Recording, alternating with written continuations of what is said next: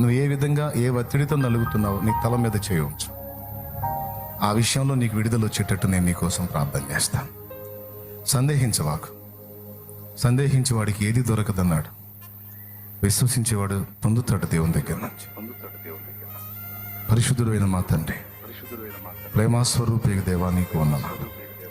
నీ పరిశుద్ధ పాదాల చెంత తల మీద చేతులుంచి తమ సమస్య, మానసిక ఒత్తిడి, ఆర్థిక సమస్యలు, కుటుంబ కలతలు, శరీర దౌర్బల్యం, శరీర బలహీనత, అప్పుల సమస్యలు, కేసులు, పిల్లలకి బాగులేక నానావిధ సమస్యలతో సతమతమైపోతూ, అదిగో నా ప్రభా పంటలు సరిగా పండని స్థితిలో, జాబ్స్ లేక, నేను చదువులో రాణించలేక, నా ప్రభా ప్రమోషన్కి ప్రయత్నించి విఫలమై, ఆత్మీయ జీవితంలో పతనమై, విశ్వాసంలో నిలవలేక, భక్తిలో నిలవలేక, పడుతూ లెగుస్తూ ఎవరు ఏ విధంగా సఫర్ అవుతున్నారు?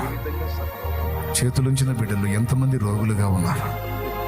ఆత్మీయ రోగాలు, శరీర రోగాలు, ప్రాణమునకు శాంతి లేని పరిస్థితులు, ఎన్ని రకాలుగా నలుగుతున్నారు.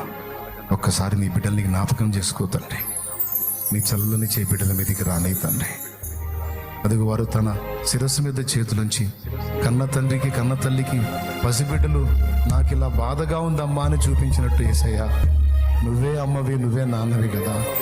నీ బిడ్డలు నీకు తమ వేదనను చూపించుచుండగా, నా తండ్రి, నా తండ్రి, నీ హస్తం వారి మీదకి రాని, నీ చల్లని చేయి వారి మీదకి రాని.